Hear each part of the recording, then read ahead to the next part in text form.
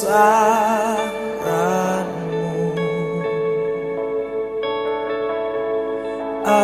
Ajaib Tuhan, ajaib Tuhan.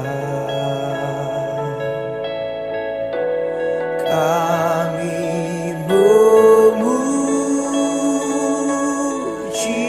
kebesaran-Mu.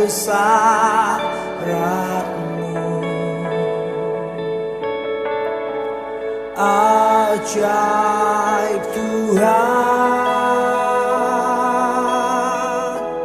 ajaib Tuhan. Kami memuji kebesaran-Mu. Ajaib, ajaib,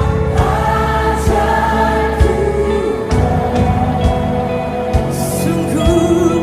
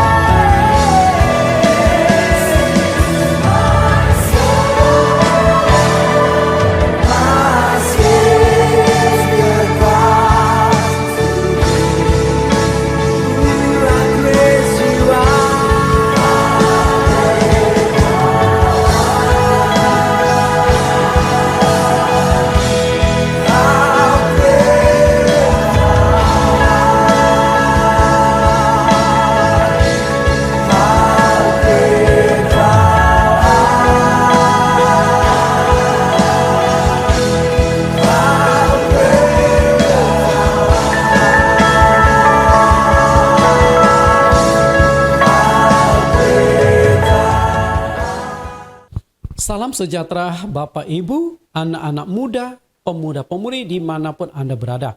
Berjumpa kembali dengan saya Pendeta Nathan Jurnawan. Seperti biasa di dalam ibadah online kita, di dalam ibadah live streaming, saya suka mengupas tema-tema khotbah yang berseri. Dan seri hari ini adalah kelanjutan pada khotbah-khotbah yang lalu. Tema yang kita angkat itu adalah pernikahan. Nah, ini adalah pernikahan seri yang ke-8. Saya sudah pernah ungkapkan bahwa pernikahan itu saya buat lebih dari 10 seri. Karena pernikahan itu hal yang sangat penting, maka saya berharap Anda memahami prinsip-prinsip pernikahan yang sesuai dengan Alkitab. Nah, hari ini judul yang akan kita kupas dari tema pernikahan itu juga unik. Anggur baru perkawinan di Kana. Karena saya akan khusus membahas tentang waktu Yesus diundang ke pesta pernikahan di kota Kana. Sebelum kita masuk ke dalam firman Tuhan, terlebih dulu kita akan mendengarkan pujian penyembahan. Dan lagu yang saya pilih sesuai dengan tema atau sesuai dengan judulnya. Nah, Pendeta Jonathan Prawira ini seorang komponis, seorang pencipta lagu yang sangat kreatif. Setelah saya cari, ternyata ada lagu tentang berbicara tentang anggur. Nah, ada 3 lagu yang akan kita dengarkan. Air menjadi anggur. Sama seperti tema kita hari ini. Pokok anggur yang benar dan mujizat itu nyata. Nah, di kota Kana di perkawinan itulah Yesus mengubah air menjadi anggur. Ini adalah satu mujizat yang nyata di mana air yang warna putih diubah oleh Tuhan menjadi anggur yang nikmat bagi mereka. Kita dengarkan pujian penyembahan ini. Walaupun mungkin lagu ini terasa asing bagi Anda, tidak apa-apa. Pelan-pelan kita belajar sama pencipta lagunya, Bapak Pendeta Jonathan Prawira. Mari dipersilakan, Pak.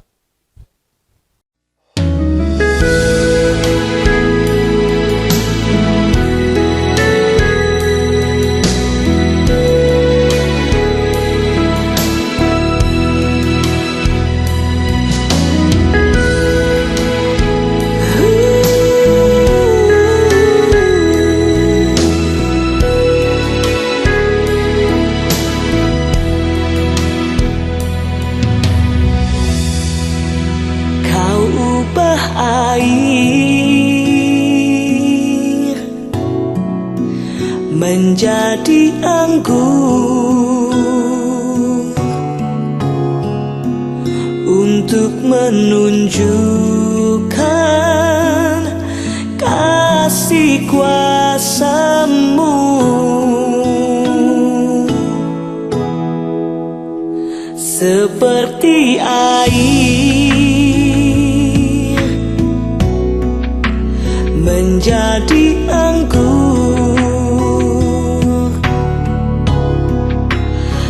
Sanggup pulihkan keadaanku.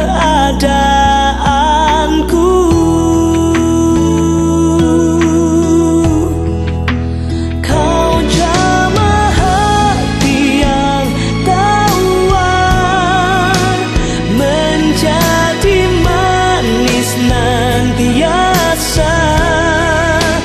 Kau hapuskan air mata, berganti sukacita. Apa yang nampak tak mungkin, Kau buat menjadi mungkin. Hidupku pasti semakin hari semakin baik.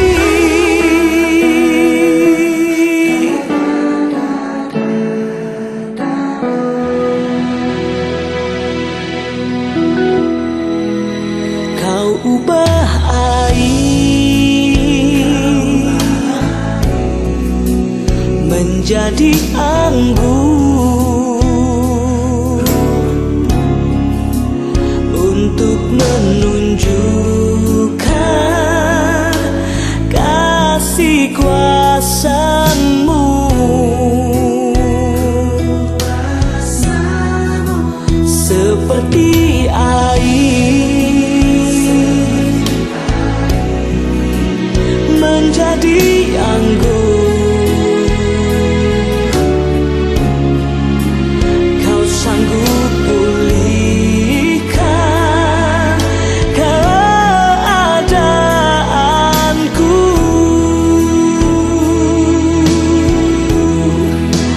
Kau jamah hati yang tawar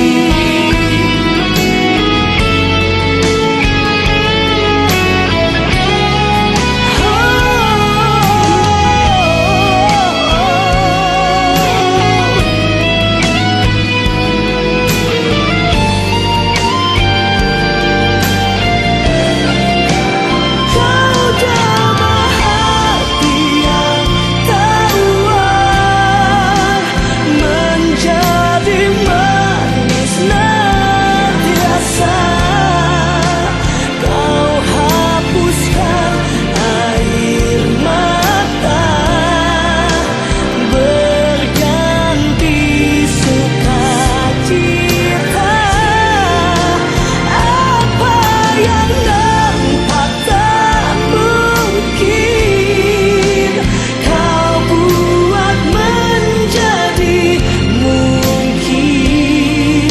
Hidupku pasti semakin hari semakin baik. Hidupku pasti semakin hari semakin baik. Oh, hidupku pasti semakin hari semakin baik.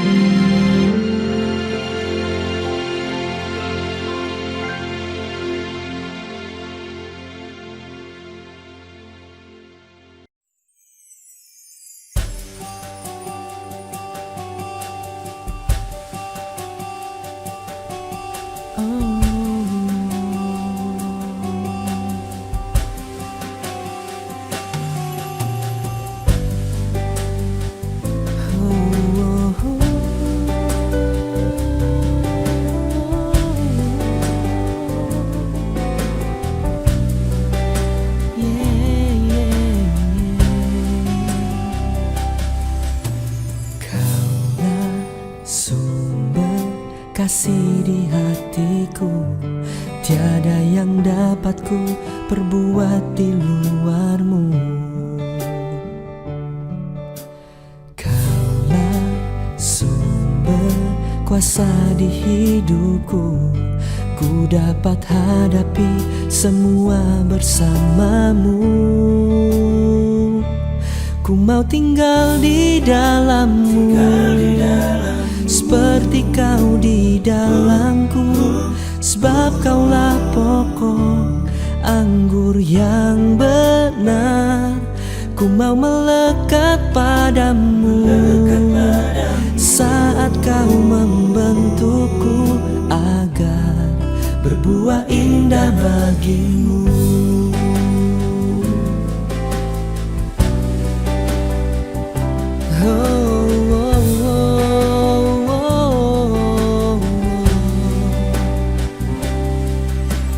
Kaulah sumber kasih di hatiku, tiada yang dapat ku perbuat di luarmu. Oh, kaulah sumber kuasa di hidupku, ku dapat hadapi semua bersamamu. Ku mau tinggal di dalammu, seperti kau di dalamku, sebab kaulah pokok anggur yang benar. Ku mau melekat padamu, saat kau membentukku agar berbuah indah bagimu. Ku mau tinggal di dalammu, seperti kau di dalamku, sebab kaulah pokok anggur yang benar. Ku mau melekat padamu, saat kau membentukku agar berbuah indah bagimu.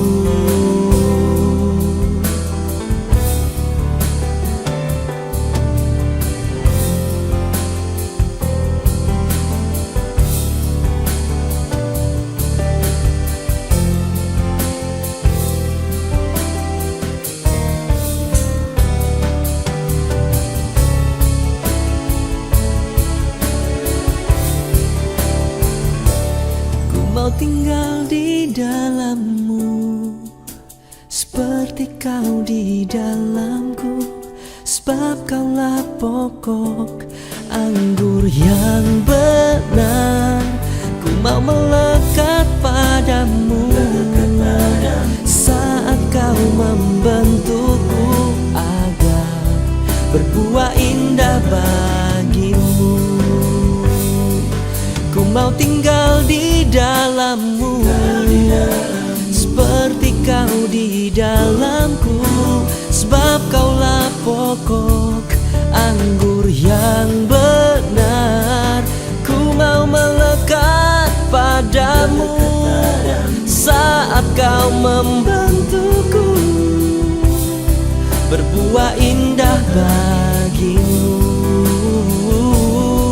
agar berbuah indah bagimu, agar berbuah indah bagimu.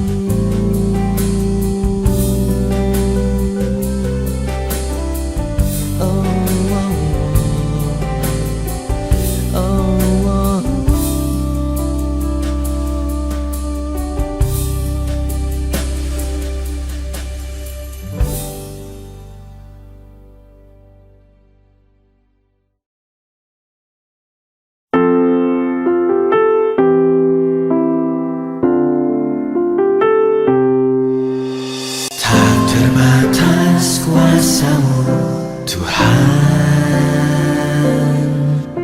semua dapat Kau lakukan. Apa yang kelihatan mustahil bagiku, itu sangat mungkin bagimu. Di saat ku tak berdaya, kuasa-Mu yang sempurna. Ketika ku percaya, mujizat itu nyata. Bukan karena kekuatan, namun Roh-Mu ya Tuhan. Ketika ku berdoa, mujizat itu nyata. Tak terbatas kuasa-Mu Tuhan, semua dapat Kau lakukan. Apa yang kelihatan mustahil bagiku, itu sangat mungkin bagimu. Di saat ku tak berdaya, kuasa-Mu yang sempurna. Ketika ku percaya, mujizat itu nyata. Bukan karena kekuatan, namun Roh-Mu ya Tuhan. Ketika ku berdoa, mujizat itu nyata. Mujizat itu dekat di mulutku, dan ku hidup oleh percaya.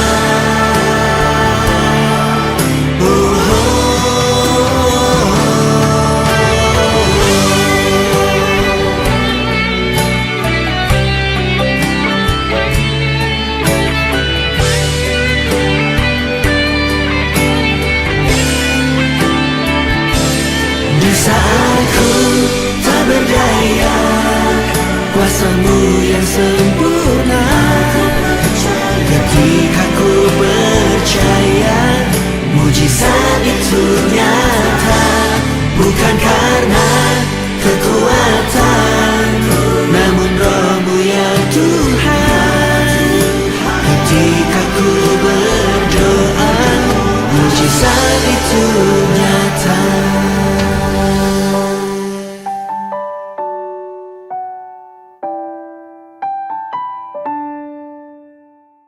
Kita sudah mendengarkan pujian dan penyembahan tentang lagu-lagu yang berkaitan dengan khotbah kita hari ini. Nah, kita akan masuk dalam firman Tuhan. Mari kita tundukkan kepala kita akan berdoa. Dalam nama Tuhan Yesus Kristus, Tuhan kami, Juru Selamat kami, Allah kami yang hidup. Terima kasih Engkau memberikan anugerah kesempatan kepada kami kembali untuk hadir di dalam ibadah live streaming saat ini. Hari ini kami melanjutkan pembahasan kami dengan tema pernikahan di sesi yang ke-8. Tuhan, kami rindu Engkau sendiri akan menyertai kami. Bagaimana prinsip-prinsip pernikahan, rahasia-rahasia kebenaran tentang pernikahan Engkau singkapkan bagi kami. Supaya ketika kami menjalani kehidupan berkeluarga, memasuki gerbang pernikahan, kami menjalankan semuanya itu sesuai dengan prinsip-prinsip kebenaran firman-Mu. Buka hati kami, telinga kami, mata rohani kami, agar apa yang akan kami terima dan juga apa yang akan hamba-Mu sampaikan, sehingga kami dapat saling memahami kebenaran firman-Mu. Demikian doa permohonan kami di dalam nama Tuhan Yesus Kristus. Amin. Seperti yang saya katakan tadi bahwa judul yang akan kita kupas hari ini adalah anggur baru perkawinan di Kana. Nah, walaupun perikop ayat Alkitab itu pendek, ternyata mengandung banyak kebenaran-kebenaran yang terselubung di dalamnya. Kita akan baca Yohanes pasal 2 ayat 1 sampai ayat yang ke-11 tentang pesta pernikahan di kota Kana. Ayat pertama, pada hari ketiga ada perkawinan di Kana yang di Galilea dan ibu Yesus ada di situ. Yesus dan murid-muridnya diundang juga ke perkawinan itu. Ketika mereka kekurangan anggur, ibu Yesus berkata kepadanya, mereka kehabisan anggur. Kata Yesus kepadanya, mau apakah engkau daripadaku, ibu? Saatku belum tiba. Tetapi ibu Yesus berkata kepada pelayan-pelayan, apa yang dikatakan kepadamu, perbuatlah itu. Di situ ada 6 tempayan yang disediakan untuk pembasuhan menurut adat orang Yahudi. Masing-masing isinya 2-3 buyung. Yesus berkata kepada pelayan-pelayan itu, isilah tempayan-tempayan penuh dengan air. Dan mereka pun mengisinya sampai penuh. Lalu kata Yesus kepada mereka, sekarang cedoklah dan bawalah kepada pemimpin pesta itu. Pemimpin pesta. Lalu mereka pun membawanya. Setelah pemimpin pesta itu mengecap air yang telah menjadi anggur itu, dan ia tidak tahu dari mana datangnya, tetapi pelayan-pelayan yang mencedok air itu mengetahuinya. Ia memanggil mempelai laki-laki. Berkata kepadanya, setiap orang menghidangkan anggur yang baik dahulu, dan sesudah orang puas minum, barulah yang kurang baik. Akan tetapi engkau menyimpan anggur yang baik sampai sekarang. Ayat terakhir di ayat 11. Hal itu dibuat Yesus di Kana yang di Galilea sebagai yang pertama dari tanda-tandanya. Dan dengan itu ia telah menyatakan kemuliaannya dan murid-murid percaya kepadanya. Oke, kita sudah baca satu perikop yang menurut saya pendek, hanya 11 ayat. Tapi walaupun pendek, ternyata awalnya tuh saya hanya mau jadikan satu kali khotbah selesai. Karena seringkali ya hamba Tuhan ambil satu perikop Alkitab, langsung dikhotbahkan satu kali selesai. Ternyata Tuhan membukakan banyak kebenaran-kebenaran kepada Tuhan untuk kita gali. Kepada kita untuk gali. Sama seperti saya pernah mengupas tentang doa malam terakhir di Taman Getsemani. Awalnya saya juga rencana hanya satu kali kupas. Setelah saya baca doa Yesus di Taman Getsemani, semakin baca, semakin gali, semakin banyak yang muncul. Jadi ibarat itu seperti gali sumur. Ketika ketemu sama sumber air, wah air itu mengalir luar biasa, tak berhenti-henti. Nah sama juga Tuhan banyak membukakan hal demikian. Sehingga di Yohanes pasal 2 ayat 1-11, setelah saya gali-gali, saya sudah coba padatkan, ternyata masih ada 3 kali sesi baru bisa.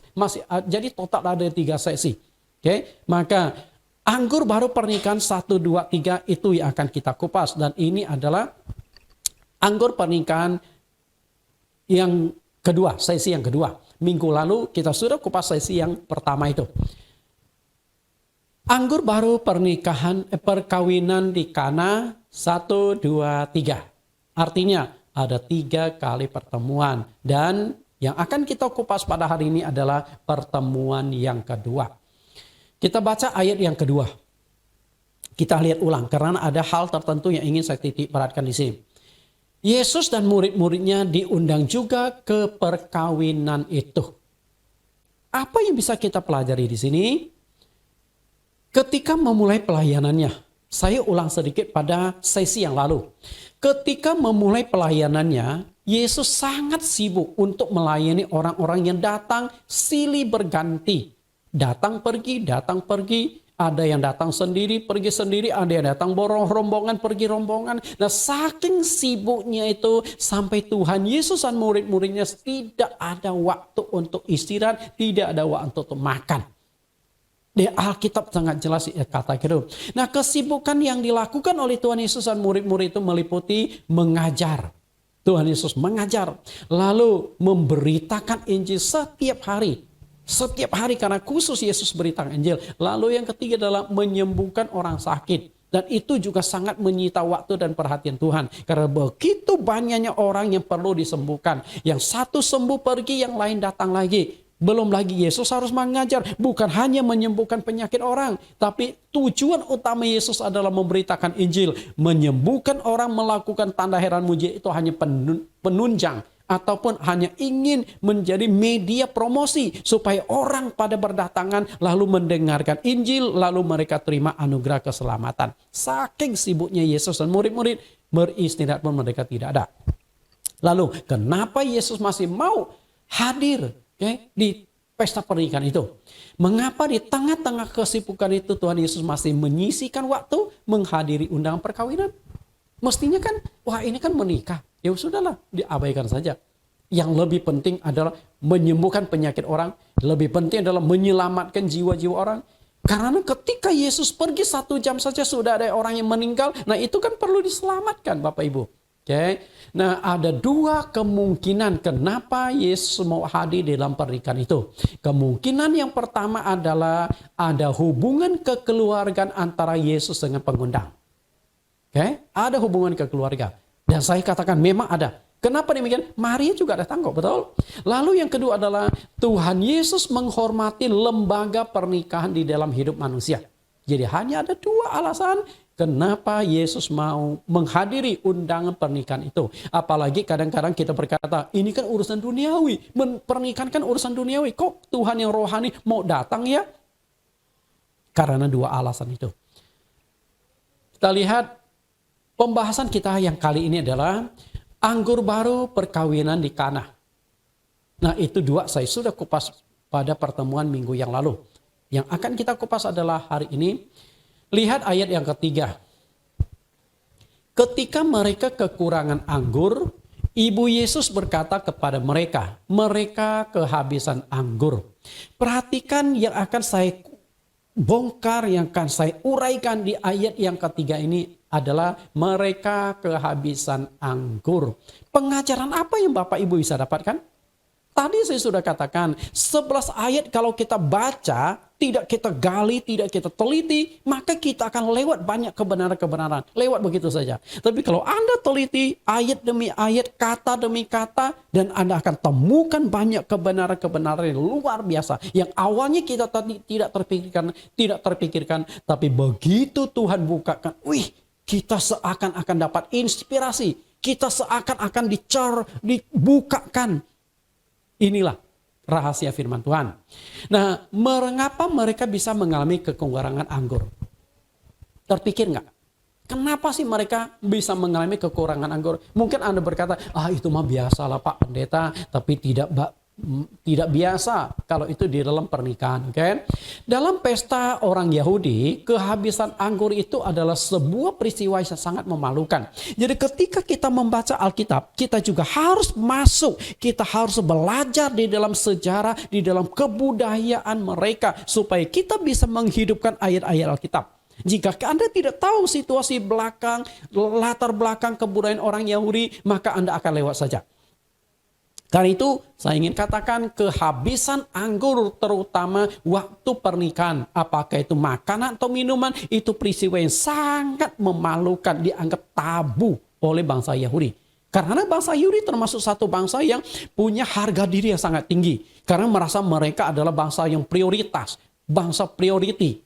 Maka mereka suka menganggap remeh orang lain, menganggap remeh bangsa lain. Jadi mereka merasa mereka itu adalah satu kelompok bangsa high class Yang lain itu kelas 2. Nah, itu dia. Sehingga membuat harga diri mereka itu tinggi. Karena ini berkaitan dengan harga diri. Kalau engkau kekurangan anggur, kekurangan makanan minuman di waktu pesta pernikahan, itu sesuatu yang memalukan. Dan itu bisa menjadi bahan cemooh seumur hidup loh.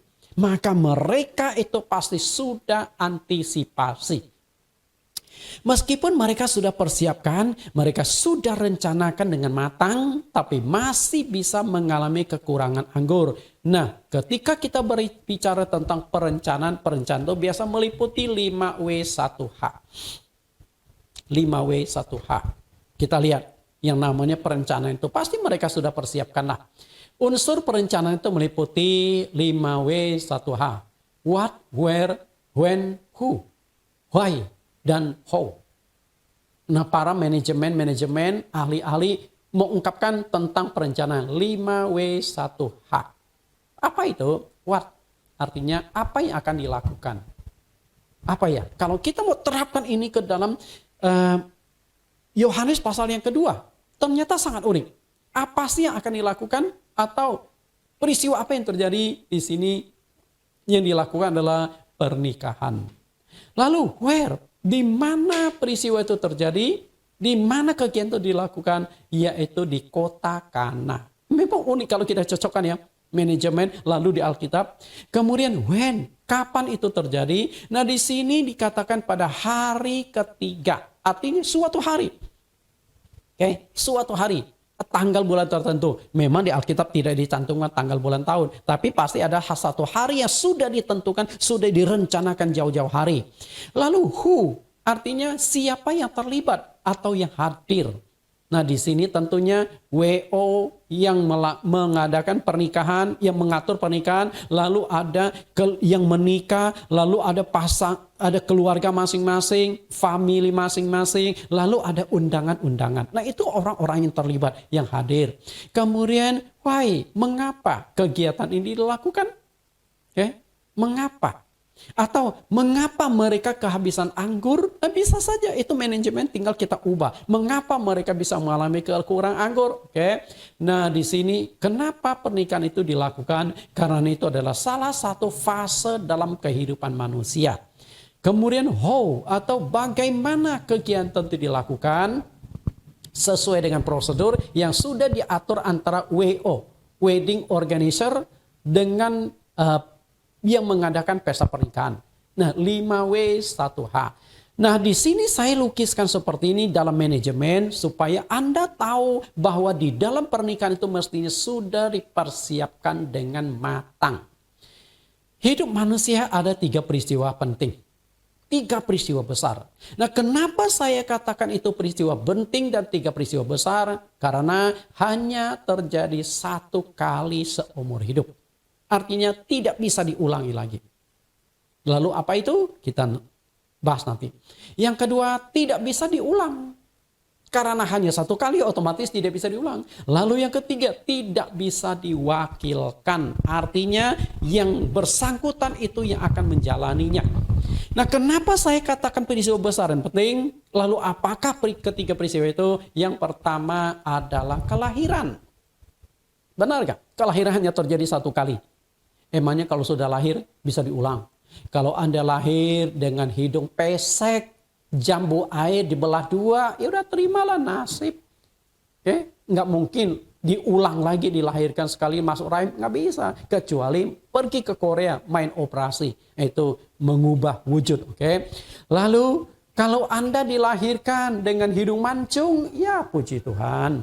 Kalau Anda dilahirkan dengan mata 1, ya apa boleh buat. Itulah semua kondisi tidak bisa diulang. Lalu yang kedua adalah tidak bisa diwakilkan. Emangnya kelahiran bisa diwakilkan orang lain? Nggak bisa. Lalu yang ketiga. Nah, yang kedua juga bolehlah. Kematian. Dan kematian itu hanya terjadi 1 kali. Emangnya ada berapa nyawa sih? Di dalam Alkitab Ibrani 9 ayat yang ke-27. Dan sama seperti manusia ditetapkan untuk mati hanya 1 kali. Sesudah itu dihakimi. Artinya mati itu hanya 1 kali. Kalau manusia punya nyawa cadangan, kita akan tip Ibrani 9 ayat 27. Berarti mati bukan satu kali lagi, tapi berkali-kali. Nyawa yang satu melayang, ada nyawa cadangan diisikan kembali. Tapi disinilah sangat jelas, satu kali dan tidak bisa diulang. Kecuali ya, kasus tertentu di mana Tuhan Yesus pernah membangkitkan orang. Itu lain, tapi nyawanya kan tetap satu, dikembalikan lagi nyawanya, bukan nyawa cadangan. Dan yang ketiga adalah tidak bisa diwakilkan. Kalau kematian bisa diwakilkan, saya percaya Anda dengan saya, kita daftar lebih dulu. Kita cari siapa yang mau gantikan saya untuk mati. Apalagi di zaman COVID seperti sekarang. Saya yakin banyak pengusaha-pengusaha yang siap bayar mahal biar dia nggak kena COVID, betul? Dia siap bayar mahal biar dia nggak mati, betul? Tapi siapa yang bisa mewakilkan? Nggak bisa dan tidak. Bukan, andai kata ada pun tidak bisa. Bagaimana mungkin mewakilkan kematian? Nah, kemudian yang ketiga yang tidak bisa diulang, tidak bisa diwakilkan, hanya terjadi satu kali adalah pernikahan. Pernikahan atau perkawinan. Karena itu 3 peristiwa besar. Nah, ketika kita berbicara tentang pernikahan, itu adalah peristiwa besar dalam 3 peristiwa hidup manusia. Makanya kenapa Yesus mau hadir? Karena itu hanya satu kali di dalam hidup manusia. Maka Yesus datang, Yesus hargai, Yesus hormati. Maka pernikahan itu harus dihormati. Kelahiran, pernikahan, dan kematian. 3 peristiwa besar ini, ketiga peristiwa ini seharusnya sudah dipersiapkan dengan baik oleh setiap orang yang bersangkutan. Kelahiran, dipersiapkan enggak? Dipersiapkan dengan baik, betul enggak? Sebelumlah anak dilahirkan, sudah dipersiapkan tempat melahirkan, kemudian perlengkapan-perlengkapan bayi, dan tidak lupa salah satu yang dipersiapkan adalah nama. Jangan sampai sudah lahir tidak punya nama. Karena begitu dilahirkan bayi itu diberikan nama lalu diikat gelangnya ada namanya supaya tidak ketukar. Jangan sampai yang lahir itu si Acong yang dibawa pulang si Acing. Nah, ini kan repot Bapak Ibu. Nah, ada satu peristiwa yang lucu nih. Cuman gereja yang menganut baptisan anak. Nah, suami istri ternyata mereka waktu anak melahirkan mereka itu belum siapkan nama. Nggak tahu kenapa. Sampai suatu saat anaknya itu mau dibaptis. Nah, mereka baru ingat, oh nama anak ini. Tapi karena takut nama anaknya itu tidak diingat. Lalu suaminya menulis sepotong kertas nama anak itu. Lalu disematkan, kebetulan anaknya itu perempuan. Lalu disematkan ke baju anaknya waktu mau dibaptis. Nah, waktu hamba Tuhan melakukan baptisan, dia tanya ke orang tuanya, nama anaknya apa? Lalu bapaknya berkata, di roknya. Maksud bapaknya itu baca di roknya itu ada sepotong kertas. Nah, pendeta nggak nangkap. Akhirnya pendeta sempat bingung. Di roknya. Ya sudahlah, akhirnya dalam nama Bapa, Putra, Roh Kudus aku membaptis di roknya. Ini kan repot nih. Ini gagal jadi orang tua. Di roknya. Padahal maksudnya di roknya itu ada namanya. Jadi jangan kacau. Artinya tidak bersiap menjadi orang tua. Tidak ada persiapan. Oke? Nah, demikian pula kematian. Kita persiapkan. Sadar atau tidak sadar. Kenapa saya katakan dipersiapkan? Hari ini Anda percaya Tuhan Yesus. Bukankah Anda persiapkan? Berarti Anda tahu ada penghakiman. Maka jauh-jauh hari sebelum Anda mati Anda sudah persiapkan. Jangan sampai tidak lolos dalam penghakiman. Nah, itu persiapan tanpa disadari. Belum lagi orang yang sudah persiapkan jauh-jauh hari. Beli lahan, kuburan. Ada yang sudah persiapkan baju. Terutama orang-orang yang sudah berusia lanjut. Betul? Lalu pernikahan. Terlebih lagi pernikahan itu pasti sudah dipersiapkan dengan baik. Siapapun Anda. Jauh-jauh hari. Kadang-kadang kalau kelahiran itu dipersiapkannya 1 tahun. Begitu ketahui bahwa istrinya sudah hamil, sudah positif. Maka mereka sudah merencanakan kapan, apa saja sudah mereka harus persiapkan. Begitu si bayi lahir, bayi itu sudah tinggal menikmati fasilitasnya. Tapi pernikahan dipersiapkan jauh lebih lama lagi. Kalau mereka pacaran 7 tahun, mereka mungkin 7 tahun pelan tapi pasti sudah persiapkan. Kalau pacarannya 5 tahun, ya 5 tahun dipersiapkan. Pelan lah, tapi mereka sudah mengarah ke sana. Karena itu persiapkan pernikahan itu adalah persiapan yang paling komplit antara kelahiran dan kematian. Karena pernikahan itu dianggap sebagai peristiwa besar yang mempertaruhkan harkat dan martabat dari keluarga itu. Maka dipersiapkan dengan baik. Lalu, ada 2 pengajaran berharga dari kekurangan anggur ini. 2 pengajaran berharga. Yang pertama adalah rancangan manusia tidaklah sempurna. Sudah dipersiapkan dengan baik. Kok masih bisa gagal ya? Ya memang tidak sempurna. Bapak Ibu, saya menikah dengan istri saya di tahun 1996. 20 Oktober 1996. Nah kebetulan saat itu saya sudah hamba Tuhan. Jadi saya itu tugas pelayanan ke sana kemari. Sehingga yang banyak mempersiapkan pernikahan kami itu adalah istri saya. Dia tinggal di Jakarta. Sehingga saya pelayani di Banjarmasin, pelayani berbagai pulau. Karena kan nggak mungkin saya persiapkan dengan baik. Nah dia yang persiapkan. Nah waktu dia persiapkan tuh ternyata banyak hal yang tidak saya dipikirkan. Dia persiapkan dengan baik. Dan salah satunya, ini rahasia umum. Rahasia umum. Saya dengan istri saya lebih tinggi sedikit. Lebih tinggi 6 cm. Biasa kan kalau laki-laki lebih tinggi, wanita lebih rendah, atau paling sepadanan tingginya sama, nah itu kan lebih enak dilihat. Ya. Tapi kalau laki-laki lebih rendah dari wanitanya, ya kan nggak kurang bagus lah ya. Karena biasa kan laki-laki dianggap kepala, jadi kepala harus lebih nongol. Ya, pemimpin. Nah, saya lebih rendah, ya sekalian memperbaiki keturunan lah Bapak Ibu. Oke. Nah, ternyata itu pun diperhitungkan istri saya. Satu kali pulang ke Jakarta, dia ajak, kita ukur jas kamu yuk, jas menikah. Yaudah, saya pergi. Nah, setelah ukur selesai, ya sudah. Tapi, waktu menjelang hari pernikahan kan 1 minggu lebih awal saya datang. Nah, dia ajak lagi, coba jas kamu ukur dulu. Nah, jasnya cocok. Tapi begitu saya pakai celananya, kepanjangan itu. Di bagian kaki. Waduh, saya tanya, ini nggak salah ini kepanjangan ini. Dia berkata, nggak salah, tenang saja. Nggak salah gimana kalau saya jalan ke sandung jatuh waktu jalan di pernikahan ke aula kan nggak lucu. Lalu dia berkata, kamu tenang saja. Yaudah, akhirnya besoknya dia ajak saya ke Pasar Baru. Apa yang dilakukan? Ternyata ambil sepatu. Sepatunya sudah dipesan. Kok sepatu dipesan? Rupanya nomor sepatu saya pun dia sudah tahu. Padahal saya nggak datang beli sepatu sama dia. Dia yang persiapkan. Makanya sepatu yang dibelikan oleh istri saya itu berharga bagi saya. Anda tahu nggak? Sepatu itu 17 tahun saya pakai. Nggak rusak. Nah 17 tahun saya pakai. Sayangnya saya tidak tayangkan foto ini. Kalau Anda pakai sepatu 1-2 tahun rusak ya. 17 tahun.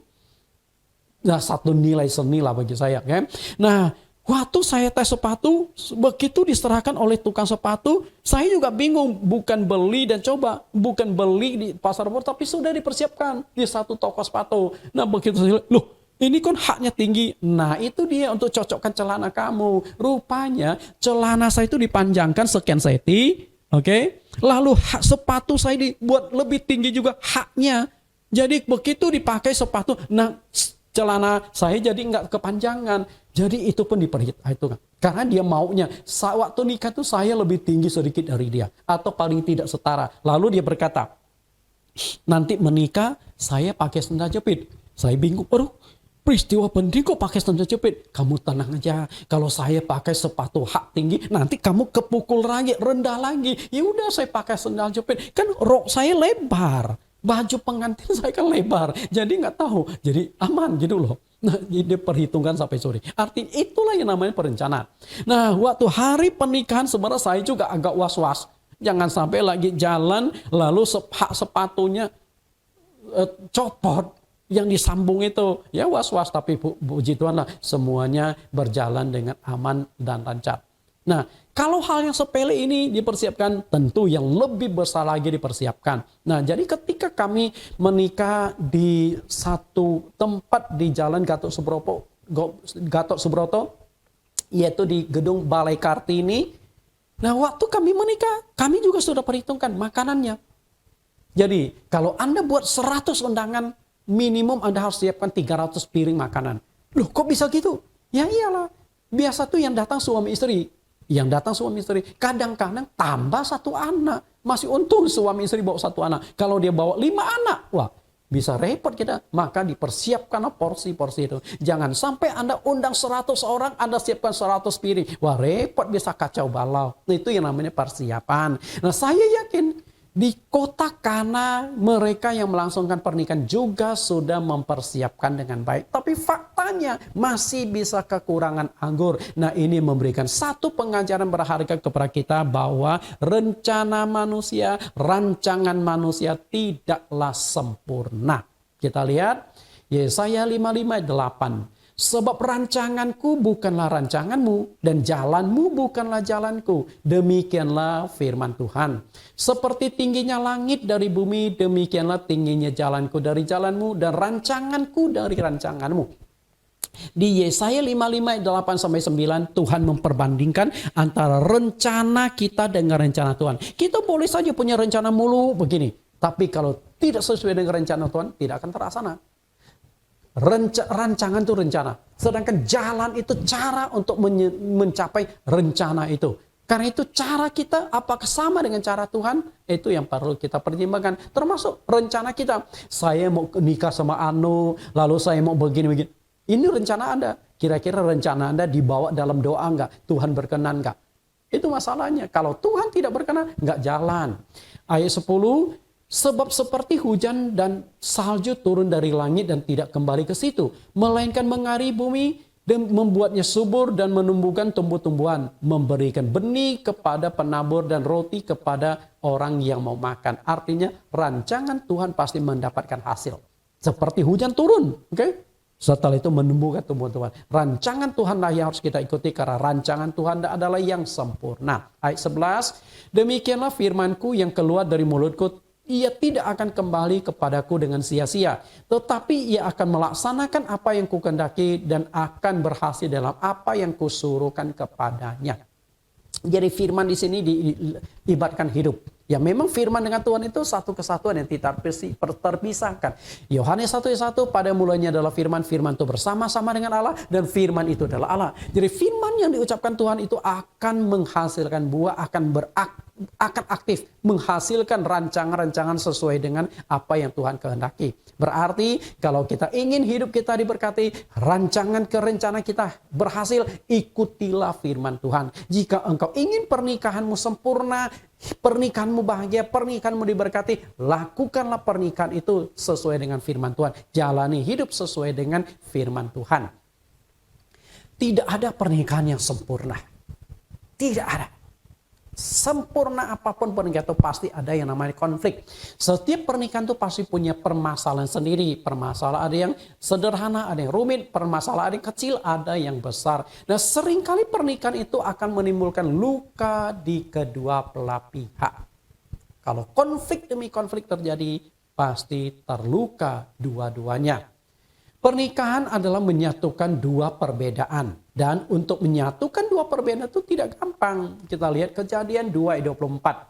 Sebab itu seorang laki-laki akan meninggalkan ayahnya dan ibunya dan bersatu dengan istrinya. Sehingga keduanya menjadi satu daging. Kemudian perhatikan di sini, satu daging.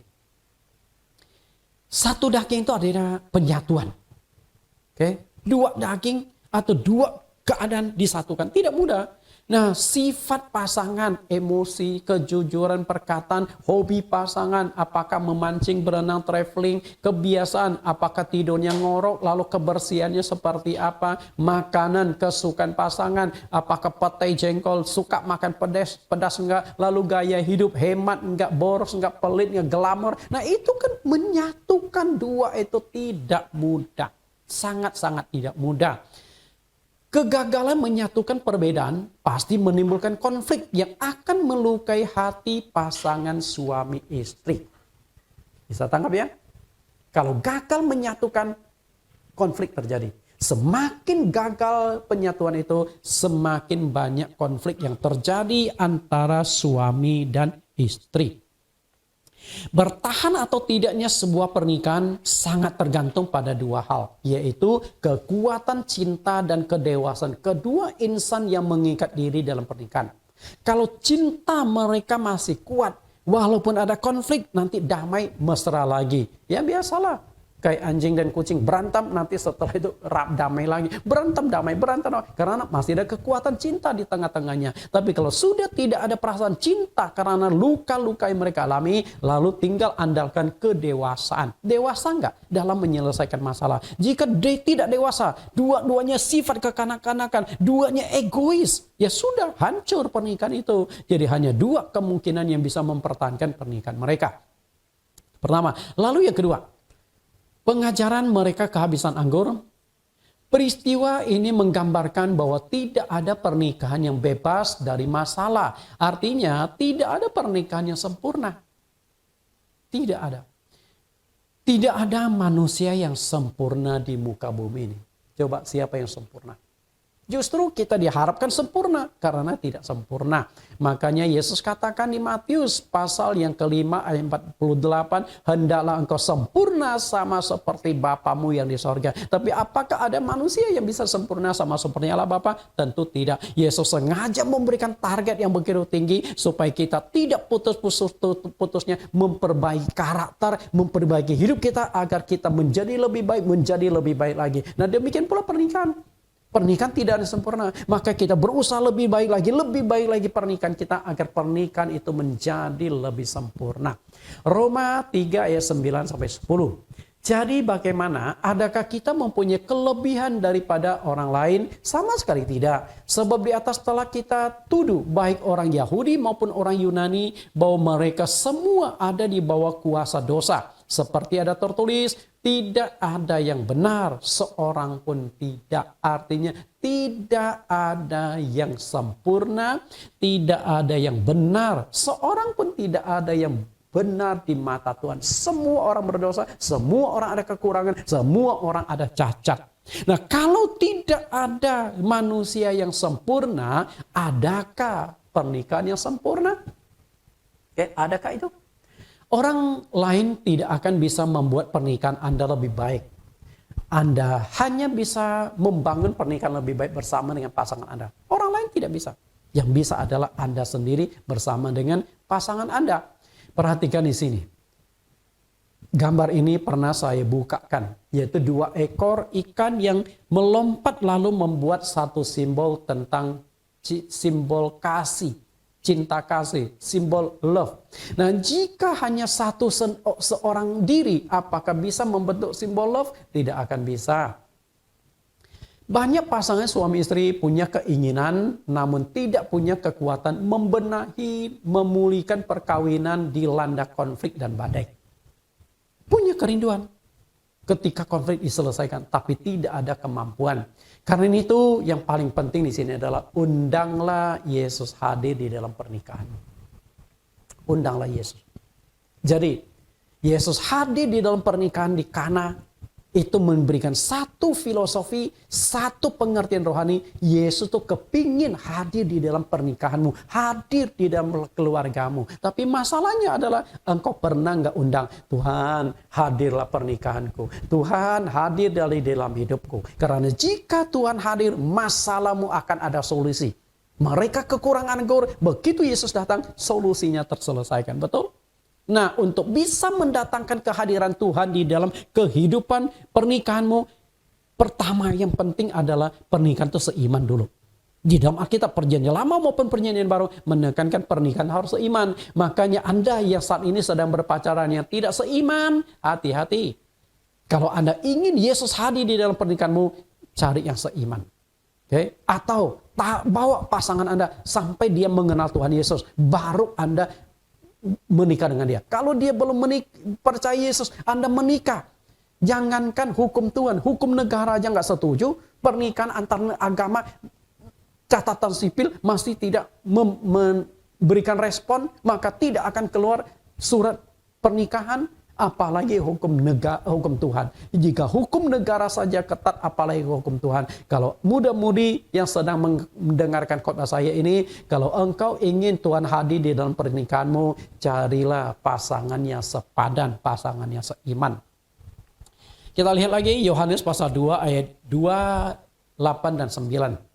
Yesus dan murid-muridnya diundang juga ke perkawinan itu. Lalu kata Yesus kepada mereka, sekarang cedoklah dan bawalah kepada pemimpin pesta. Lalu mereka pun membawanya. 9. Setelah pemimpin pesta itu mengecap air yang telah menjadi anggur itu, dan ia tidak tahu dari mana datangnya, tetapi pelayan-pelayan yang mencedok air itu mengetahui, ia memanggil mempelai laki-laki. Coba lihat. Kalau saja Yesus tidak hadir di dalam pesta pernikahan itu, keluarga itu sudah mengalami masalah, sudah mengalami hal yang memalukan, dan itu akan terbawa seumur hidup mereka. Oke? Tapi karena Yesus hadir, masalah teratasi. Sehingga tidak ada yang tahu, hanya segelintir orang yang tahu. Yang tahu adalah Maria, ibu Yesus tahu, Yesus, murid-muridnya tahu, dan juga pemimpin pesta dan keluarga yang mengadakan pesta. Itu saja. Undangan tidak ada yang tahu. Tamu-tamu. Mereka hanya tinggal nikmati. Wih, kok anggur yang terakhir rasanya lebih nikmat ya? Padahal anggur yang terakhir itu mestinya anggur biasa. Karena orang Yahudi itu anggur yang paling nikmat, anggur yang paling baik, paling mahal itu disajikan awal-awal. Nah, pelan-pelan semakin kurang mutunya sampai di hari terakhir itu sudah anggur biasa. Yang penting orang sudah pernah cicipi anggur yang terbaik. Tapi ini terbalik. Anggur yang Yesus ubah dari air menjadi anggur itu yang terbaik. Makanya pemimpin pesta bingung. Loh, kenapa kalian melakukan pembalikan tradisi? Mestinya anggur yang paling baik itu disajikan pertama. Keluarganya mungkin diam saja ya. Karena pemimpin pesta tidak tahu. Yang dia cicipi itu adalah air yang sudah berubah menjadi anggur. Kalau dia tahu, kira-kira mau dicicipi enggak? Air biasa. Dan harus tahu juga, air untuk membasuh kaki loh. Jadi bukan air yang bersih-bersih. Atau tempayan yang dipakai itu adalah tempayan untuk membasuh kaki loh. Bukan tempat yang bersih. Artinya tidak layak punya. Tapi itulah. Makanya hanya orang tertentu yang tahu. Tapi kita yakinlah Tuhan itu bersih mengubah air menjadi anggur itu. Planning atau perencanaan.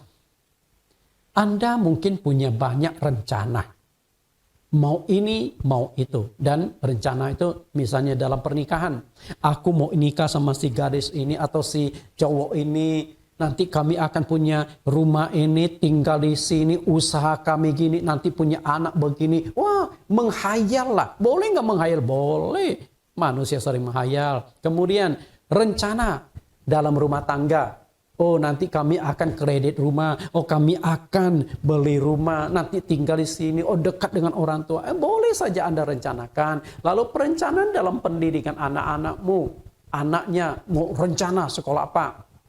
Jadi ketika anak saya yang kedua, Jeremy, ketika saya dengan istri sama anak itu cari sekolah binus, lalu kami lihat, wah ini lumayan bagus binus. Lalu kami katakan ke anak, udah kamu langsung ambil S2 saja. Jadi dari S1 lanjut ke S2.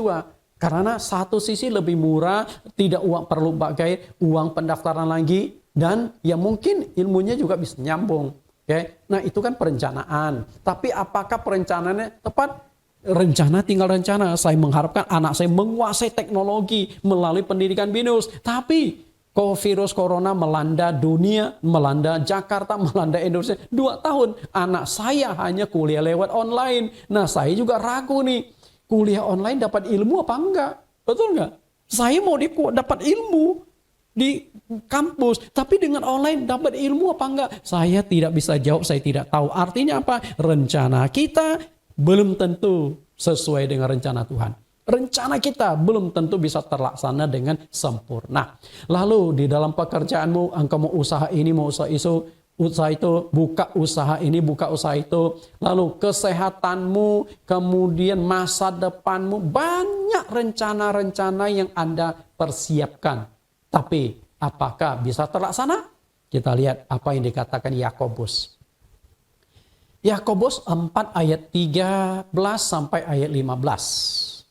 Jadi sekarang, hai kamu yang berkata, hari ini atau besok kami berangkat ke kota anu, dan di sana kami akan tinggal setahun dan berdagang serta mendapat untung. 14. Sedang kamu tidak tahu apa yang akan terjadi besok. Apakah arti hidupmu? Hidupmu itu sama seperti uap yang sebentar saja kelihatan lalu lenyap. Sebenarnya kamu harus berkata, jika Tuhan menghendakinya, kami akan hidup dan berbuat ini dan itu.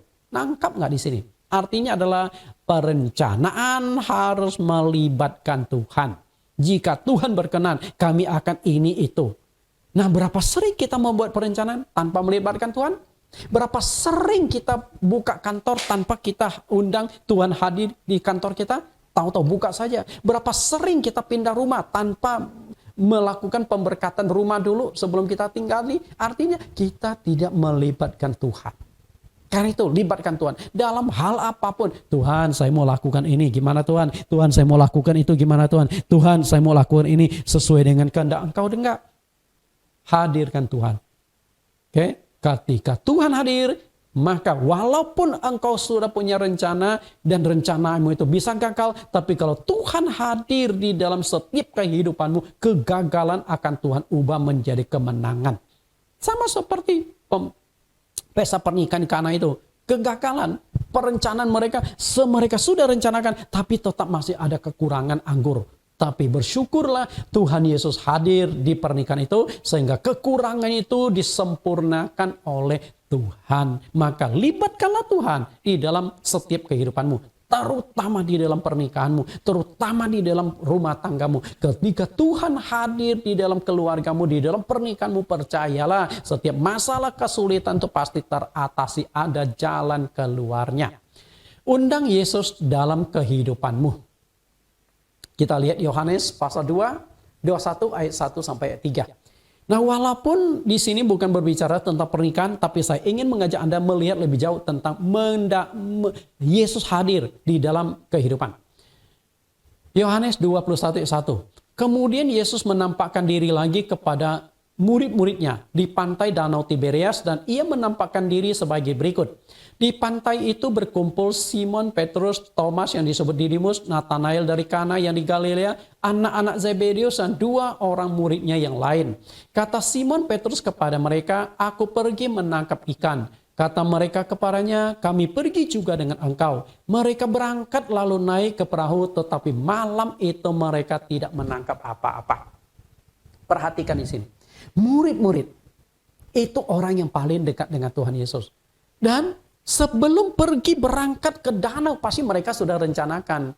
Makanya yang ikut hadir itu ada beberapa orang murid. Kalau hanya tidak direncanakan mendadak, mungkin hanya 1-2 murid yang pergi ke danau. Pasti mereka sudah mempersiapkan bekalnya lah. Kemudian apa yang harus dibawa, kemana mereka akan menjala ikan. Tapi apa yang terjadi? Semalam-malaman menjala ikan, tidak seekor ikan pun yang mereka dapatkan. Jadi ketika berbicara tentang kegagalan dalam bisnis, bukan hanya Anda yang mengalami kegagalan, murid-murid Yesus pun mengalami kegagalan dalam bisnis. Gimana tidak gagal? Semalam mencari ikan, tidak seekor ikan pun. Jadi dalam dunia bisnis dianggap gagal. Okay? Nah, kenapa mereka sampai gagal tidak dapat seekor ikan pun? Coba lihat ayat yang keempat. Ketika hari mulai siang, Yesus berdiri di pantai. Akan tetapi murid-murid itu tidak tahu bahwa itu adalah Yesus. Temukan jawaban enggak? Kenapa mereka semalaman tidak dapat hasil? Jawabannya adalah Yesus tidak menyertai mereka. Itu jawabannya. Jadi mereka berangkat ke danau menjala ikan. Dan kenapa Tuhan Yesus tidak menyertai mereka? Satu sisi Yesus sudah bangkit. Okay? Sudah bukan mengenakan tubuh jasmani lagi. Sisi yang lain, mereka itu sudah menyangkali panggilannya. Waktu Yesus memanggil mereka, Yesus berkata, "Ikutlah aku. Kamu akan kujadikan penjala manusia." Artinya dari penjala ikan menjadi penjala manusia. Tapi setelah Yesus ditangkap, disalibkan, mereka kembali lagi menjadi penjala ikan. Artinya tidak sesuai dengan kehendak Tuhan. Maka Tuhan tidak hadir. Mestinya Tuhan kan hadir secara roh lah paling tidak. Tapi Tuhan biarkan. Oke, artinya apa? Ketika kita berusaha, ketika kita berjuang, tanpa kehadiran Tuhan, kegagalan demi kegagalan itu akan terjadi. Usahamu bisa gagal, pernikahanmu bisa gagal, apapun bisa gagal ketika Tuhan Yesus tidak hadir. Dan mereka tuh sudah alami di danau. Waktu danau sedang mengamuk, gelombang dahsyat, perahu sudah hampir tenggelam. Tapi Yesus ada di sana. Yesus menyertai mereka. Dengan gampang Yesus berkata, "Hei angin, Teduhlah, sejenak angin itu teduh. Artinya di dalam rumah tanggamu itu bisa terjadi badai, bisa terjadi konflik besar-besaran. Tapi kalau Yesus hadir di dalam keluargamu atau tinggal di keluargamu, walaupun terjadi konflik, tetap tidak akan menenggelamkan pernikahanmu. Bisa tangkap? Tidak akan hancur pernikahanmu. Ada waktunya badai melanda. Tapi setelah itu badai akan Tuhan teduhkan, sehingga keluargamu akan dipulihkan, keluargamu akan harmonis lagi. Paling penting di sini adalah hadirkan Tuhan. Dan ketika Tuhan hadir, kita lihat ayat yang kelima. Maka kata Yesus kepada mereka, hai anak-anak, adakah kamu mempunyai lauk pauk? Jawab mereka, tidak ada. Yesus memperhatikan kehidupan manusia. Yesus perhatikan ekonomi mereka. Apakah Yesus tidak tahu mereka tidak punya lauk pauk? Tahu. Justru karena mereka tidak punya lauk pauk, maka mereka pergi ke danau menjala ikan. Nah, artinya apa? Yesus memperhatikan sisi ekonomi kita. Usaha kita, Yesus perhatikan. Yesus mau bantu. Yang paling penting adalah hadirkan Yesus. Yesus hadir di dalam pernikahan. Yesus perhatikan pernikahanmu. Biasa di dalam hidup manusia kan, pernikahan atau keluarga dan juga ekonomi. Dua hal yang sangat sentral di dalam kehidupan. Kalau Anda ingin pernikahanmu bahagia, engkau butuh duit. Tapi kalau hanya banyak duit saja, belum tentu keluargamu bahagia. Banyak orang duitnya banyak, tapi hidupnya nggak bahagia. Pernikahannya tidak bahagia. Jadi dua, keluarga bahagia dan ekonomi lancar. Dan Yesus ingin berikan dua-duanya itu. Dengan catatan, dia harus hadir di dalam keluargamu. Dan hasilnya, begitu Yesus hadir, pagi-pagi Yesus berkata kepada mereka, tebarkan jalamu di sebelah kanan perahu, dan hasilnya itu mereka dapatkan berapa banyak? Kita belajar sedikit dulu tentang 3 modal bisnis. Okay? Yang pertama, memiliki uang. Yang kedua, memiliki keahlian. Yang ketiga, memiliki tenaga. Nah, waktu murid-murid menjala ikan di danau, 3 modal itu ada nggak? Seringkali para motivator kelas dunia selalu menekankan kalau engkau ingin sukses, engkau ingin berhasil, 3 itu harus ada. Uang, keahlian, tenaga. Kalau salah satunya kurang, engkau tidak akan bisa berjalan. Nah, murid-murid Yesus itu sudah punya 3-tiganya. Mereka punya yang pertama yaitu uang, tenaga, dan keahlian. Uangnya itu berupa jala dan perahu. Betul? Itu modal awal. Yohanes 21:6. Maka kata Yesus kepada mereka, tebarkanlah jalamu di sebelah kanan perahu, maka kamu akan dapat. Jadi ada jala, ada perahu. Itu modal pertama. Itu sudah mereka miliki. Oke. Lalu yang kedua, mereka punya tenaga. Yang turun ke air, yang pergi menjala ikan itu ada berapa orang? Coba hitung. Ayat 2. Di pantai itu berkumpul Simon Petrus, Thomas yang disebut Didimus, Nathanael dari Kana yang di Galilea, anak-anak Zebedeus, 2 murid orang yang lain. Kalau kita lihat di sini, berapa? Yang bisa disebut namanya mungkin gampang lah, kita bisa hitung. Nah, yang tidak disebut namanya 2 orang murid yang lain, siapa dia? 2 murid yang lain masih bisa hitung, ada 2 orang. Nah, yang sulit itu adalah anak-anak Zebedeus. Total ada 7 orang. Karena anak Zebedeus yang menjadi murid Tuhan Yesus itu hanya ada 2. Yakobus dan Yohanes. 7 orang. Cukup, sudah sangat cukup untuk menjala ikan. Kemudian keahlian. Kita lihat keahlian. Ayat 3. Kata Simon Petrus kepada mereka, aku pergi menangkap ikan. Kata mereka kepada, kami pergi juga dengan kau. Mereka berangkat lalu naik ke perahu. Mereka tuh nelayan. Tangkap ikan itu sudah profesi mereka sebelum mereka ikut Yesus. Mereka itu memang nelayan. Dan profesi ini profesi turunan dari orang tua mereka. Bapak mereka itu nelayan semua. Dengan kata lain, mereka itu sudah ahli. Di mana ada ikan, situasi cuaca apa, kondisi seperti apa, ada ikan. Mereka sudah hafal, sudah ahli. Tapi faktanya mereka tetap mengalami kegagalan. Ini artinya apa? Oke, artinya apa? Modal, tenaga, keahlian tidak menjamin orang itu sukses. Apa yang mereka dapatkan? Kita lihat, semalam-malaman menjala ikan, tidak ada seekor ikan pun yang mereka dapatkan. Ada satu modal yang paling penting itu kurang. Oke, artinya semalam-malaman menjala ikan tanpa hasil. Secara teori manusia mestinya berhasil. Tapi teori Tuhan tidak. Ada satu yang kurang. Apa yang kurang? Yaitu kehadiran Tuhan. campur tangan Tuhan. Semalam-malaman Tuhan Yesus tidak menyertai mereka. Tapi begitu pagi-pagi Yesus datang bertemu mereka, turunkan jalamu di sebelah kanan perahu. Dan hasilnya adalah mereka dapatkan ikan 153 ekor ikan besar-besar. Kita lihat perbedaannya. Sebelum Yesus hadir dan sesudah Yesus hadir. Sebelum hadir 0 dan sesudah Yesus hadir 153 ekor ikan besar-besar. Yohanes 21 ayat 11, Simon Petrus naik ke perahu lalu menghela jala itu ke darat penuh ikan-ikan besar. 153 ekor banyaknya dan sungguh pun sebanyak itu jala itu tidak goyah. 153 ekor. Dan saya ada satu topik khotbah berseri juga. 153 ekor ikan. Nah suatu saat saya akan kupaskan itu. Menarik juga. Menarik, sangat menarik. Oke. Bila bisa Anda bayangkan apa yang terjadi bila saat itu Tuhan Yesus tidak hadir dalam pernikahan itu, pasti keluarga itu akan kehilangan muka, malu seumur hidup mereka.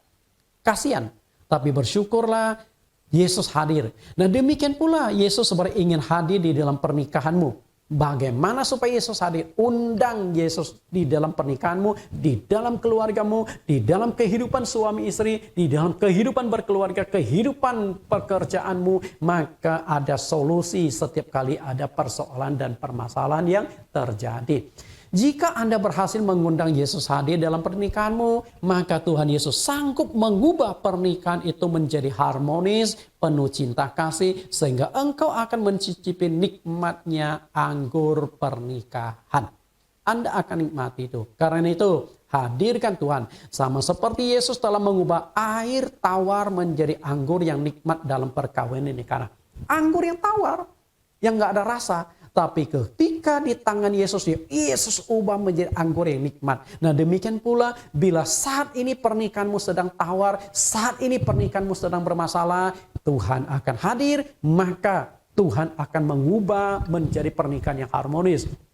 Kita lihat sedikit lagi ke Yohanes 2:4. Kata Yesus kepadanya, mau apakah engkau daripadaku ibu, saatku belum tiba. Perhatikan kata saatku belum tiba. Allah bekerja sangat ditentukan oleh waktu. Artinya Allah bekerja memiliki aturan waktu. Sudah tampak dari Kejadian pasal 1 ketika Allah melakukan penciptaan selama 6 hari.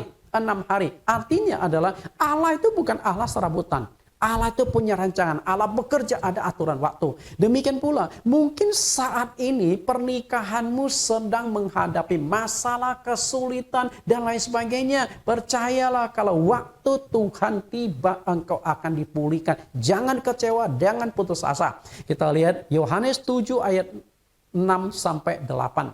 Maka jawab Yesus kepada mereka, waktuku belum tiba, tetapi bagi kamu selalu ada waktu. Dunia tidak dapat membenci kamu, tetapi ia membenci aku. Sebab aku bersaksi tentang dia bahwa pekerjaan-pekerjaannya jahat. Pergilah kamu ke pesta itu, aku belum pergi ke situ, karena waktuku belum tiba. Nah ini ada pesta, di Kana juga berbicara tentang pesta. Kalau di Kana Yesus hadir di pesta itu. Nah kalau ini Yesus suruh adik-adik, udah kalian pergi dulu, waktuku belum tiba. Artinya adalah ada waktunya Tuhan bekerja. Jika hari ini engkau punya usaha gagal, jangan khawatir. Yang penting engkau tetap bersandar Tuhan, tetap berdoa. Kalau waktu Tuhan sampai, Tuhan pulihkan. Jika saat ini pernikahanmu sedang masalah, jangan kecewa, jangan putus asa. Tetap berdoa, tetap bersandar kepada Tuhan. Jangan putus asa. Jika waktu Tuhan tiba, engkau akan dipulihkan. Engkau akan dibenarkan. Sehingga pernikahanmu akan kembali diutuh, kembali menjadi harmonis. Percayalah. Saya banyak alami mujizat-mujizat seperti ketika waktu Tuhan tiba, maka pertolongan itu Tuhan akan berikan. Oke, karena itu ketika berbicara tentang waktu, memang ada waktunya Tuhan. Dalam kaitan waktu, masalah yang terjadi dalam perkawinan, ketika terjadi konflik pernikahan, seakan-akan Tuhan tidak peduli, Tuhan tidak turun tangan membantu. Tuhan padahal tahu. Tuhan tahu nggak di keluargamu sedang bermasalah? Tuhan tahu. Tuhan tahu nggak saat ini Anda sedang berjaga jarak? Anda cerai gantung dengan pasangan. Tuhan tahu. Tapi Tuhan bukan tidak mau turun tangan. Tuhan mau menguji seberapa sabarnya, seberapa seriusnya engkau bersandar kepada Dia. Kalau engkau benar-benar bersandar, serius berseru kepada Tuhan, lalu Tuhan menjadi iba, datang membantu. Waktu Tuhan tiba, maka engkau akan dipulihkan. Tuhan melihat kesabaranmu. Jangan waktu nikah gampang. Aku berjanji menerima dia dalam suka dan duka seumur hidup. Janji si nikah. Nah Tuhan lihat, you sudah berjanji. Bertahan gak? Karena itu kalau waktu Tuhan sudah sampai, Tuhan akan pulihkan apapun yang terjadi. Jangan putus asa. Yesaya 49 ayat 8. Beginilah firman Tuhan, pada waktu aku berkenan, aku akan menjawab engkau. Pada hari aku menyelamatkan, aku akan menolong engkau. Aku akan membentuk dan memberi engkau menjadi perjanjian bagi umat manusia, untuk membangunkan bumi kembali dan untuk membagi-bagikan tanah pusaka yang sudah sunyi sepi. Perhatikan kata ini, pada waktu aku berkenan, aku akan menjawab engkau. Dengan kata lain, saat ini engkau punya masalah, kesulitan, persoalan, baik pernikahan, baik usaha, baik kesehatan, apapun yang sedang engkau alami saat ini, percayalah Tuhan tidak pernah meninggalkan engkau. Engkau tetap bersandar, engkau tetap berseru kepada Tuhan. Tuhan berkata, waktuku belum tiba. Kalau waktuku sudah tiba, aku akan menolong engkau. Aku akan pulihkan engkau. Aku akan menyelesaikan setiap masalah kesulitan yang engkau hadapi. Saya ingin katakan kepada satu hal, ketika waktu Tuhan itu tiba, segala sesuatu akan berubah total di luar perkiraan kita. Nah, waktu Tuhan bukan waktu kita. Rancangan Tuhan bukan rancangan kita. Waktu Tuhan itu paling tepat. Kenapa saya katakan waktu Tuhan itu tepat? Coba Anda bayangkan. Kalau Tuhan datang ke pesta itu sebelum anggur itu habis, lalu Yesus pulang. Oke? Maka mujizat tidak terjadi. Nah, atau setelah Yesus datang ke pernikahan itu, setelah Yesus pulang baru kekurangan anggur, masalah selesai. Nah, atau Yesus belum tiba di tempat pernikahan itu, mereka sudah kehabisan anggur, masalah juga terjadi. Jadi waktu Tuhan itu tepat. Waktuku bukan waktumu, waktumu bukan waktuku, kata Tuhan. Percayalah, indah. Segala sesuatu akan indah pada waktunya. Waktu Tuhan tidak cepat, waktu Tuhan tidak lambat. Kenapa disebut ada hari ketiga? Hari apakah itu? Waktu mereka kehabisan anggur, pas saat itu Yesus ada di sana. Tidak terlalu cepat, tidak terlalu lambat Yesus datang ke sana. Percayalah, apapun ada waktunya. Jangan kita menggunakan waktu kita, tapi waktu Tuhanlah yang harus terjadi. Oke, ini saya lewat saja karena ini bagian tidak penting. Oke, kita lihat ini ayat terakhir. Pengkhotbah 3 ayat yang pertama sampai yang ke-8. Untuk segala sesuatu ada masanya. Untuk apapun di bawah langit ada waktunya. Ada waktu untuk lahir, ada waktu untuk meninggal, ada waktu untuk menanam, ada waktu untuk mencabut yang ditanam. Ada waktu untuk membuang batu, ada waktu untuk mengumpulkan batu. Ada waktu untuk memeluk, ada waktu untuk menahan diri dari memeluk. Ada waktu untuk mencari, ada waktu untuk membiarkan rugi. Ada waktu untuk menyimpan, ada waktu untuk membuang. Ada waktu untuk merobek, ada waktu untuk menjahit, ada waktu untuk berdiam diri, ada waktu untuk berbicara, ada waktu untuk mengasihi, ada waktu untuk membenci, ada waktu untuk perang, ada waktu untuk damai. Nah, sebenarnya ini lukisan juga bisa di dalam aplikasi pernikahan. Waktu perang artinya Anda lagi berantem sama pasangan. Waktu damai Anda pulih dengan pasangan, artinya segala sesuatu ada waktunya. Oke? Ada waktu berbicara dan waktu berdiam, itu lagi berantem itu. Tapi percayalah satu hal, Tuhan akan membuat segala sesuatu indah pada waktunya. Di Pengkhotbah 3 ayat yang ke-11. Percayalah, kalau waktu Tuhan tiba, masalahmu selesai, masalahmu teratasi, Tuhan Yesus akan memberkati engkau secara luar biasa. Amin. Kita akhiri dengan kita tundukkan kepala. Terima kasih Tuhan, Juru Selamat kami yang hidup, Yesus Kristus. Engkau benar-benar Allah yang hidup. Karena Ketika Engkau hadir di dalam pernikahan kami, di dalam usaha kami, di dalam kesehatan kami, masalah teratasi. Karena Engkau adalah Allah yang hidup. Dan waktu Engkau adalah waktu yang terbaik. Tidak cepat, tidak terlambat. Karena itu yang paling penting bagi kami adalah menanti waktunya Tuhan. Kami berharap, kami tidak putus asa. Kami percaya bukan Engkau tidak sanggup untuk menolong, tapi masalahnya waktumu belum tiba. Karena itu setiap yang mendengarkan khotbah pada hari ini, mungkin saat ini mereka sedang menghadapi masalah, kesulitan, penderitaan, problem. Baik di pekerjaan, di rumah tangga, di kesehatan, di keluarga, di anak-anak. Ketika mereka tetap bersandar kepada Engkau dan waktumu telah tiba, pemulihan yang terjadi. Tuhan akan pulihkan engkau. Terima kasih Tuhan. Demikian doa permohonan kami yang kami alaskan di dalam nama yang hidup, nama yang penuh kuasa, nama yang tidak pernah berubah, Yesus Kristus. Amin. Kita akan mendengarkan pengumuman dan juga doa penutup dari Bapak Pendeta Teh Ching Hua. Mari Pak Pendeta, saya persilakan.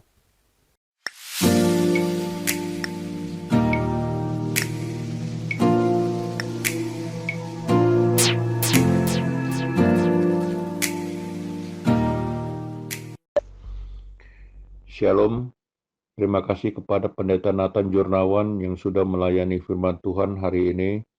Tuhan Yesus memberkati. Pengumuman 1. Sekretariat Gereja GCC telah membuka pendaftaran baptisan air untuk angkatan ke-22.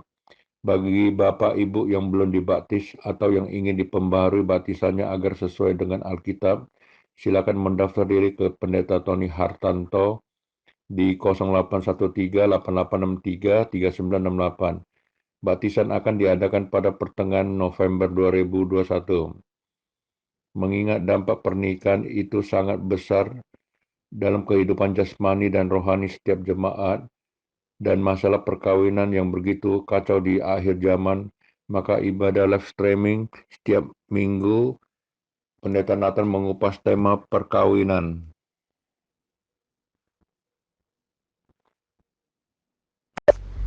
Secara berseri. Minggu depan seri ke-9 judul yang akan dikupas adalah Anggur Baru Pernikahan di Kana, bagian 3. 3. Sinode kita Gereja Yesus Kristus Allah Esa GYAE telah membuka link YouTube yang khusus memuat pengajaran-pengajaran doktrin dengan nama Sinode GYAE. Topik pengajaran pertama yakni Sakramen Pembasuhan Kaki yang terdiri dari 5 sesi telah selesai di-upload. Silakan kunjungi link YouTube Sinode GYAE. Segera menyusul topik Sakramen Baptisan Air yang terdiri dari 8 sesi. Mari kita bersatu dalam doa. Terima kasih Tuhan Yesus untuk ibadah pagi ini melalui live streaming. Tuhan memberkati hamba-Nya Pendeta Nathan Jurnawan yang sudah melayani pagi ini. Tuhan memberkati pelayanannya, keluarganya, dan pekerjaannya. Kami juga berdoa untuk jemaat-jemaat yang sakit. Bapak Bong Gijung, Papa Pendeta Nathan kena stroke dan dirawat di rumah. Pendeta Stefanus ginjal dan stroke. Ko Ameng asam lambung. Ibu Nagawati kesehatannya. Ibu Fani mama dari Ko Windy kanker. Bapak Yunto Hartolo, Pak Felix paru-paru. Kami rindu Tuhan. Tuhan jamah mereka satu persatu. Tuhan memberi yang terbaik bagi mereka. Kami juga berdoa untuk kondisi COVID-19 yang masih tinggi di dunia maupun di Indonesia, agar pelaksanaan vaksinasi di Indonesia dapat berjalan lancar dan tertib. Kami juga berdoa untuk keamanan dan kedamaian di Indonesia, khususnya TNI dalam menghadapi kelompok bersenjata di Papua. Tuhan tolong TNI, lindungi mereka juga Tuhan dari semua malah bahaya. Kami juga berdoa Tuhan untuk pembelian gedung gereja ibadah GCC dan pengajuan dan pengurusan dana kemanusiaan Yayasan Servia dari luar negeri agar dilancarkan semuanya. Doa-doa ini kami alaskan di dalam nama Tuhan Yesus. Bapak, Ibu, Saudara-saudari, kita sudah mendengarkan pengumuman dan juga doa syafaat yang disampaikan oleh Bapak Pendeta Teh Ching Hua. Saatnya kita akan akhiri ibadah kita. Mari kita angkat tangan saudara-saudari. Kasih yang sempurna, kuasa yang ajaib, kemuliaan yang kekal akan turun atas saudara sekalian. Maka saudara-saudari akan diberkati di dalam pernikahan saudara, akan diberkati dalam rumah tangga saudara, akan diberkati dalam usaha saudara, akan diberkati keturunan saudara-saudara. Dengan kasih, sukacita, damai sejahtera, Yesus akan hadir di tengah-tengah pernikahanmu, sehingga engkau akan mendapatkan sukacita, keharmonisan, kedamaian dalam keluargamu masing-masing saat ini sampai selama-lamanya. Kita akan akhiri dengan menaikkan pujian Waktu Tuhan di bagian refnya. Waktu Tuhan pasti yang terbaik, walau kadang tak mudah dimengerti. Lewati cobaan,